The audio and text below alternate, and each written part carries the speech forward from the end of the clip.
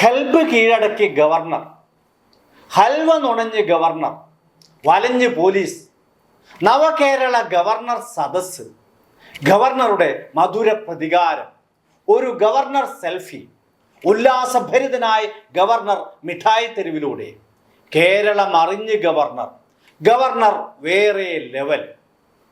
ഇതെല്ലാം ഒരു ചാനലിൻ്റെ ഓൺലൈൻ കാർഡുകളാണ്.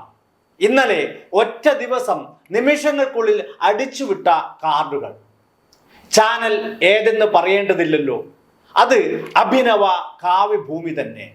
ജന്മഭൂമിയോടും ജനം ടിവിയോടും ഏഷ്യാനെറ്റ് ന്യൂസിനോടുമെല്ലാം മത്സരിച്ച് സംഘപരിവാർ അടിമത്തം സ്ഥാപിച്ചെടുക്കാൻ പാടുപെടുന്ന MV ശ്രേയാംസ് കുമാർ, PV ചന്ദ്രൻ മുതലാളിമാർ നടത്തുന്ന മാധ്യമ സ്ഥാപനം. ചന്ദ്രൻ മുതലാളിയുടെ പേരിൽ ഇവരുടെ പത്രത്തിന്റെ 1-ാം പേജിൽ വെച്ച് കാച്ചിയ ഒരു മുഖപ്രസംഗത്തെക്കുറിച്ച് കഴിഞ്ഞ ദിവസം വാർത്താവിചാരണ വിശദമായി ചർച്ച ചെയ്തതാണ്. അതേ പാതയിൽ തന്നെയാണ് ആ മുതലാളിമാർ നടത്തുന്ന ചാനലും ചാണകക്കുഴിയിലേക്ക് ഊളയിടുന്നത്. മാതൃഭൂമി മാത്രമല്ല, മനോരമയും ഏഷ്യാനെറ്റ് ന്യൂസുമെല്ലാം ഒന്നുകിൽ ചാണകക്കുഴിയിൽ അല്ലെങ്കിൽ കോൺഗ്രസിന്റെ അഴുക്കു ചാലിലാണ്.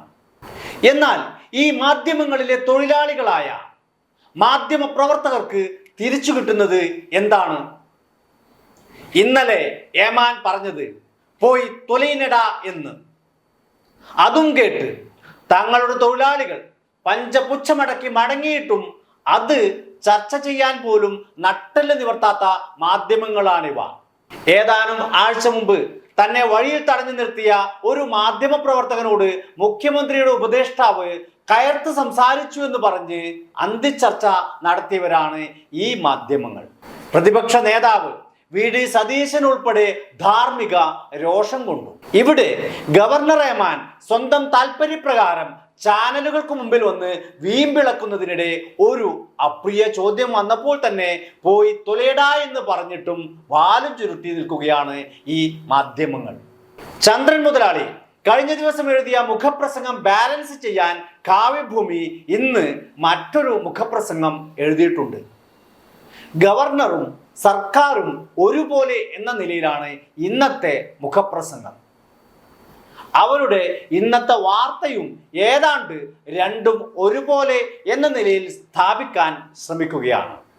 ഇന്നലെ വരെ ഗവർണറുടെ സ്തുതിപാഠകരായി നിന്നവർ ഇന്ന് അല്പമെങ്കിലും മാറിയിട്ടുണ്ടെങ്കിൽ അതിനു കാരണം ഗവർണർ ഏമാന്റെ വങ്കത്വവും കോമാളിത്വവും സ്വന്തം വായനക്കാർക്ക് പോലും അസഹ്യമായിരിക്കുന്നു എന്നതിൻ്റെ സൂചനയാണ്.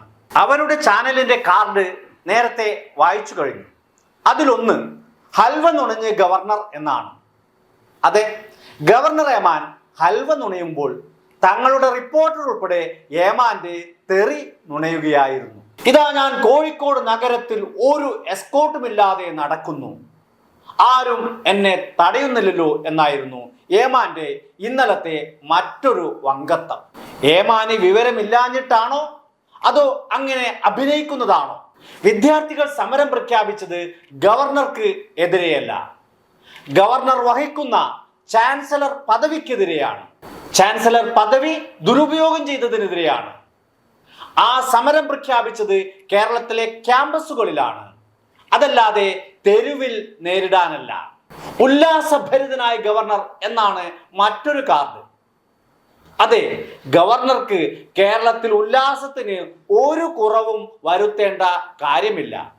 കാരണം ആഡംബര വൃദ്ധസദനം പോലെ താമസിക്കാൻ രാജ്ഭവൻ, ചുറ്റും അനുചരന്മാർ, സംസ്ഥാന സർക്കാർ ഖജനാവിൽ നിന്നും ഇവിടുത്തെ സാധാരണക്കാർക്ക് ചെലവഴിക്കേണ്ടുന്ന കാശ് ധൂർത്തടിക്കാൻ വേണ്ടിയുള്ള വിലപേശലുകൾ, ഇതിനെല്ലാം പുറമെ രാഷ്ട്രീയ യജമാനന്മാർക്ക് വേണ്ടിയുള്ള ദാസ്യവേല ഭംഗിയായി നിർവഹിക്കുന്നതിന്റെ ചാരിതാർത്ഥ്യം. ഇങ്ങനെ ജീവിക്കുന്ന ഒരു ഭിക്ഷാന്തേഹിക്ക് ഉല്ലാസം കുറയേണ്ട ഒരു കാര്യവുമില്ല. അതുമാത്രമോ, താൻ ജനിച്ചു വളർന്ന നാട്ടിൽ പോലും ഇങ്ങനെ ഇറങ്ങി നടക്കാൻ കഴിയാത്ത വിധം ക്രമസമാധാനം തകർന്ന നിലയിലാണ്. അങ്ങനെ ഒരു നാട്ടിൽ നിന്നും ഭിക്ഷാന്തേഹിയായി വരുന്നയാൾക്ക് ഇവിടെ ജനങ്ങൾക്ക് നടുവിലൂടെ ഭയമില്ലാതെ ഉല്ലാസത്തോടെ നടക്കാൻ കഴിയുന്നു. അപ്പോൾ ടിയാന് ഉല്ലാസം കുറയേണ്ട ഒരു കാര്യവുമില്ല. എന്നിട്ടും ഇടയ്ക്കിടെ ഇവിടെ ക്രമസമാധാനം തകർന്നുവേ എന്ന് നിലവിളിക്കുകയും ചെയ്യുന്നുണ്ട്. വയറ് നിറയുമ്പോൾ കുറുക്കന്മാർ ഓരിയിടും പോലെയാണ് ഇത്. വയറ് നിറഞ്ഞ് പല്ലിൽ കുത്തുമ്പോൾ സംസ്ഥാന സർക്കാരിനും ജനങ്ങൾക്കുമെതിരെയുള്ള ആക്രോശം. ഇങ്ങനെ ആക്രോശം നടത്തുന്ന ഒരാൾക്ക് പിറകെ അന്തം വിട്ട് ഓടുകയാണ് ഈ മാധ്യമങ്ങൾ. എന്നാൽ എന്താണ് യഥാർത്ഥ പ്രശ്നമെന്ന് ഒരിക്കൽ പോലും ചർച്ച ചെയ്യാൻ ഇക്കൂട്ടർ തയ്യാറായിട്ടില്ല. ഫെഡറൽ സംവിധാനത്തിൽ ഒരു ഗവർണറുടെ കർത്തവ്യം എന്താണ്? അതെങ്കിലും ഈ മാധ്യമങ്ങൾ ചർച്ച ചെയ്യുന്നുണ്ടോ? ഇന്ത്യൻ ഭരണഘടനയുടെ 153 മുതലുള്ള അനുച്ഛേദങ്ങളിൽ സംസ്ഥാന ഗവർണർമാരുടെ നിയമനത്തെക്കുറിച്ചും അധികാരത്തെക്കുറിച്ചും വ്യക്തമായി പറയുന്നുണ്ട്. ഗവർണർ കേവലം സംസ്ഥാന സർക്കാരിനും കേന്ദ്ര സർക്കാരിനും ഇടയിൽ പ്രവർത്തിക്കുന്ന ഒരു ചങ്ങല കണ്ണി മാത്രമാണ് എന്നാണ്. അനുച്ഛേദം 163 1-ാം ഉപവാക്യത്തിൽ പറയുന്നത് നോക്കൂ. ഗവർണറുടെ വിവേചനാധികാരത്തിൽപ്പെട്ട സംഗതികൾ ഒഴികെയുള്ള ഗവർണറുടെ ഭരണഘടനാപരമായ ഉത്തരവാദിത്തങ്ങൾ നിറവേറ്റാൻ ഗവർണർക്ക് ആവശ്യമായ സഹായങ്ങളും നിർദ്ദേശങ്ങളും നൽകാൻ മുഖ്യമന്ത്രി നയിക്കുന്ന സംസ്ഥാന മന്ത്രിസഭ ഉണ്ടാകും എന്ന്. എന്നാൽ ഈ ഗവർണർ ചെയ്യുന്നത് എന്താണ്? സംസ്ഥാന സർക്കാർ പറയുന്നത് കേൾക്കുന്നില്ല എന്ന് മാത്രമല്ല, പ്രതിപക്ഷ നേതാവ് VD സതീശന്റെ നിലവാരത്തിലും എത്രയോ താഴെ നിൽക്കുന്നു. അനുച്ഛേദം 163 ഉപവാക്യം 1 ഗവർണറുടെ വിവേചനാധികാരത്തെ കൂടി കുറിച്ച് പറയുന്നുണ്ടല്ലോ. അത് വെറും വിവേചനാധികാരം മാത്രമാണ്, അല്ലാതെ പരമാധികാരമല്ല. ഈ ഗവർണർ റഹ്മാൻ സംസ്ഥാനത്തിന്റെ പരമാധികാരിയുമല്ല. ഭരണഘടനയുടെ അനുച്ഛേദം 164 ഉപവാക്യം 2 കൂടി നോക്കാം. മുഖ്യമന്ത്രി ഉൾപ്പെടുന്ന മന്ത്രിസഭയുടെ കൂട്ടുത്തരവാദിത്തം നിയമസഭയോടാണ് എന്നാണ് ആ ഉപവാക്യം. അതായത് ജനപ്രതിനിധികളോടും ജനങ്ങളോടുമാണ് സംസ്ഥാന മന്ത്രിസഭയുടെ ഉത്തരവാദിത്തം. അതിൽ കവിഞ്ഞ് ഗവർണർക്ക് ഒരു റോളും സംസ്ഥാനത്തുമില്ല. അങ്ങനെ കേരള നിയമസഭ പാസാക്കിയ നിയമത്തെ അട്ടിമറിച്ചാണ് ഗവർണർ ശകുനിവേഷം കെട്ടി ആടുന്നത്. നിയമസഭകൾ പാസാക്കുന്ന ബില്ലുകളെ കുറിച്ചും ഭരണഘടന വ്യക്തമായി പ്രതിപാദിക്കുന്നുണ്ട്. അത്തരം ബില്ലുകൾ രാജ്ഭവനിൽ എത്തിയാൽ ഗവർണർക്ക് മുന്നിൽ 3 വഴികളാണല്ലോ. ഒന്നുകിൽ ഒപ്പിടുക, അതല്ലെങ്കിൽ തിരിച്ചയക്കുക. കേന്ദ്ര നിയമത്തിനോ സമവർത്തി നിയമത്തിനോ ഘടകവിരുദ്ധമായോ മറ്റോ തോന്നുകയാണെങ്കിൽ രാഷ്ട്രപതിക്ക് അയക്കുക എന്നത് 3ാമത്തെ ഓപ്ഷൻ. പക്ഷേ ഈ ഗവർണർ ചെയ്തതെന്താണ്? വർഷങ്ങളോളം ബില്ലുകൾക്ക് മുന്നിൽ അടയിരുന്നു. പരമോന്നത നീതിപീഠത്തിൽ നിന്നും ചുട്ട അടി കിട്ടിയപ്പോൾ രാഷ്ട്രപതിക്ക് അയച്ച് തടിയൂരി. തീർത്തും സംസ്ഥാന നിയമമായിട്ട് കൂടി ഒരു കാര്യവുമില്ലാതെ രാഷ്ട്രപതിക്ക് അയച്ച ബില്ലുകളുടെ കൂട്ടത്തിൽ സർവകലാശാല നിയമ ഭേദഗതികളുമുണ്ട്.